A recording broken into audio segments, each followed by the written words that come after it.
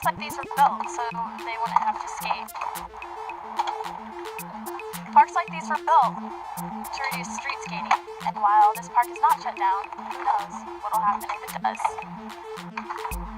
Here at Theater Park, kids gather in rain or shine. Now this park is still running, but if it shuts down, kids might have to find some alternative to skating parks. A lot of people think these parks are a great place to skate, while others think they have some problems.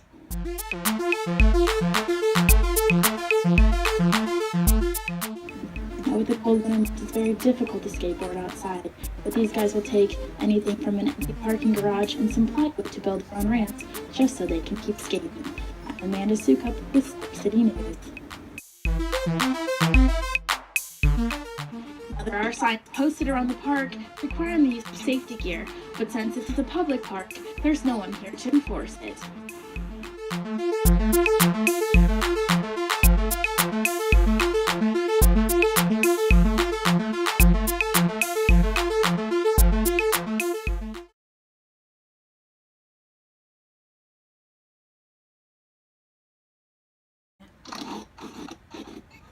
Skateboarding parks attract kids and adults of all ages. As the popularity of the sport increases, places to skateboard are decreasing. Across the states, some of the big cities closing down, being operated differently, have a lot to do with how the communities are insured. Last September, the Nebraska Supreme Court ruled cities could be held liable for injuries or damages that occur on public property. Skate parks are more hazardous. They've been the first to go. I think it's really dumb because they're just gonna have a whole problem with like people like street skating and like skating like businesses and whatnot.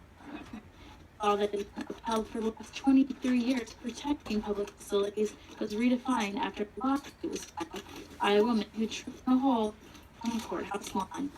Now it is up to the state parks and recreations to have enough insurance to cover accidents.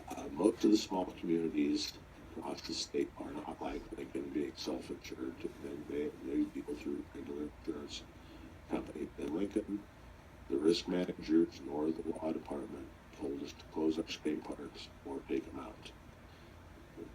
That's a positive sign, simply that they haven't had us do it immediately.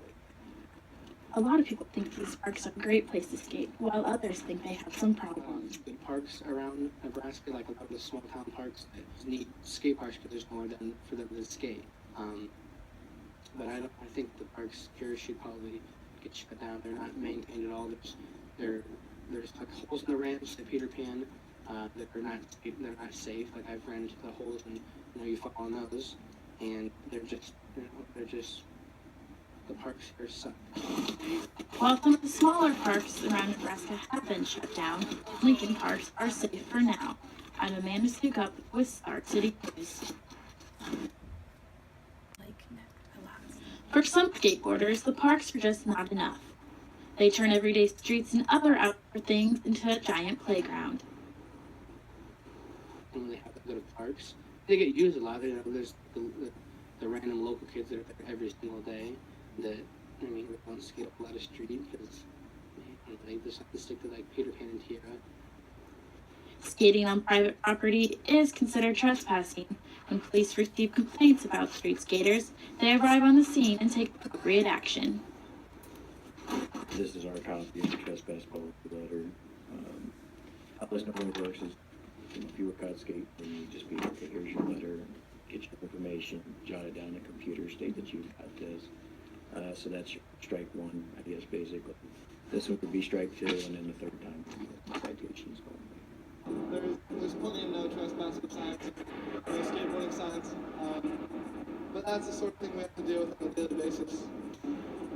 So police, we're not labeled the creative innovators that we like to call ourselves.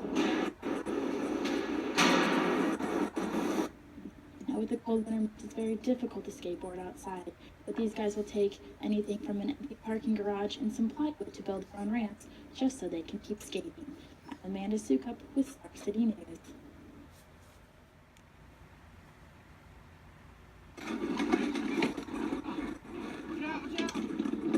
Skateboarding is a popular yet dangerous sport. With the Nebraska Supreme Court ruling for liability in public parks, skate parks are a high-risk area. Skateboarding inherently is dangerous to begin with, even on a flat surface or on an unstable platform like this, which we were never intended to be on. But there are some things that they can do to help minimize the risk of injury. And the number one thing is to wear a helmet. I don't ever wear a helmet. I should, but I don't. This is my helmet. I've only hit my head like 2 or 3 times. I usually like, I don't know.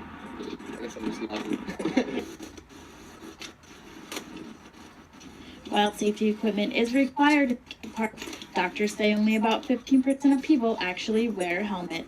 This increases the chance of injury. On average, I would estimate we see probably 2 or 3 injuries a week. Well, I saw a kid break his wrist once. That was pretty ugly.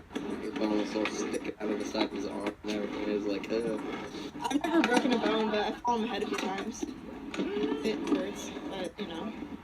Now, there are signs posted around the park requiring the use of safety gear, but since this is a public park, there's no one here to enforce it. Skateboard parks, if they're going to have them at all, I think they need constant supervision when they're open, and they need to require the safety equipment to be worn if they're going to use the parks. If you have supervision and they let them ride without the safety gear, it serves no purpose. Just remember, it's better safe than sorry. I'm Amanda Suka with Star City News.